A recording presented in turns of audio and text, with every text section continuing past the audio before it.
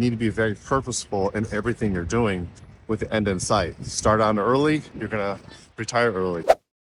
Okay, coming to you from a place in Iceland called Diamond Beach. Kind of a really kind of cool place. We're next to Glacier Bay, which is an area where there's just gigantic glaciers out in the ocean. But overnight, pieces of that glacier break off and they end up on this beach in these little chunks, and it kind of looks like diamonds all along the beach, especially against this black sand. They call it Diamond Beach. But again, not the point of this video. Today is a lesson on building financial freedom or financial security, generational wealth, whatever you want to call it, is the idea of leverage, which is the most important concept that you need to understand if you want to build generational wealth. The easiest example that I can give to you would be a mortgage. The idea here is you take some sort of money that you've saved from probably your regular 9-to-5 job, and you use that money plus your good credit to get access to additional funds. Those funds you then use to go purchase some type of an asset, a business, a house, a rental property, something like that. That asset, because it has a larger value, when it goes up in value, you actually participate in the full value of that asset, not just your down payment. So a good example of that, let's say you want to buy a house for $300,000. You put down 10%, you got to put down $30,000. If you would have taken that same $30,000 and put it into a 401k or an IRA, you get say 8 to 10% year over year. That $30,000 is going to get you, $3,000 a year in profit each month. 30,000 times 10% return on investment, you're going to get about $3,000. For most people, most financial advisors, they're going to tell you that's a great option. They're going to tell you a 401k or an IRA is a really great place to park their money. However, what the wealthy do is something a little bit different, and they use something called good debt or debt to sort of 10x that particular savings. If I take that same, that 10% down, let's say I want to purchase a property of $300,000 and I want to put down 10%. Well, I need $30,000 to put down on that, but that $30,000 allows me to get access to the full $300,000. I take that $300,000, and now when that house appreciates to the tune of, let's say, 8% or 10% a year, I'm getting appreciation, not of my initial investment of $30,000, I'm getting actually an appreciation of the full home value, which is $300,000. So $300,000 times 10% is $30,000, and that's a big difference. So if I just take that regular $30,000 and I put it into a 401 an IRA, I might make $3,000 a month. However, if I do something, I leverage up with my good credit, and I buy something like a property, I'm now making $30,000 a month. And that is the power, obviously, of leverage. In order to do that, you must have really great credit.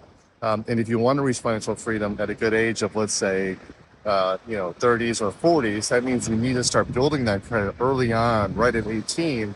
So by the time you're at 25, you have really great credit, a couple of credit cards, on-time payments, and your credit score, plus your income looks really, really good to a potential lender. If you do that, you do the things right, then you can start to make these moves in your 20s that will really start to produce some great cash flow in your 30s, so it probably ends up allowing you to retire. If you do make mistakes in your 18, 19, you get a couple of credit cards, you don't make payments, you get evicted from property, you don't make your electric bill, cell phone bill, whatever it is, you just overextend yourself and you start with bad credit. If you think about it, those things are really not going to fall off your credit for 7 years, which means if you mess up when you're 18, you might not be able to get, start to build a decent solid credit score until you're 25. It's called 7 to 10 years later. Then from there, it's going to take you 4 or 5 years to really build a solid credit score. Now you're starting in your early 30s versus your early 20s. Oh, it's a big difference. Almost got a little wet there from the ocean coming in. So again, the point is that you need to, with all financial building, you need to start early, and you need to be very purposeful in everything you're doing with the end in sight. Start out early, you're gonna retire early. If you start out late, making some mistakes early, you're gonna retire late, or maybe potentially not at all. The number one thing we see when we're mentoring young people, or even people in their 30s, and they're saying, hey, I want to change things. I know I messed up. I want to get things right. Oftentimes we need to reset them from where they are. That could take 3, 4, 5 years just to get the credit correct, because you have to have the credit correct if you're going to use leverage. And you have to use leverage if you really want to reach financial freedom, starting from basically nothing. It just simply takes too long to save 10% of your paycheck or 20% of your paycheck, putting into a stock market or something like that, only getting that return on investment. Like I said, the 10%, I'd say, $3,000 or $6,000 a year, which is what you can currently sort of max out your IRA. It's just simply going to take too long. You're not accumulating enough money. You have to use leverage to buy those assets. Now, in the part with real estate, while it's so powerful, while it is like sort of the number one tool that people use to build generational wealth, is when you buy real estate, not only are you getting appreciation of the full asset, but you're generally getting some cash flow. And the person that's renting the property is actually paying down the mortgage. So you're getting the appreciation of the property on that full $300,000. You're getting some cash flow from it. You're getting someone to pay down your mortgage. So you're basically having someone buy you a $300,000 asset or buy you a house. But at the same time, that house is actually going up in value. 20 years, 30 years, it's not going to be worth $300,000. It might be worth $500,000 or $600,000. So you're getting someone to purchase basically a property for you and pay it off for you. And then during the whole entire time, you're also getting cash flow because in most cases, the rent that you're getting is higher than what the mortgage payment is. So it's just, great on a number of different fronts. There's some tax advantages there, but that's a separate. So very, very powerful. So anyway, if you see value, if you want to know more about it, we do teach our free financial literacy course. It's called the 13th grade. You can check out on YouTube. And of course, like, comment, subscribe. If you're getting value and you are interested, you have to do things with purpose.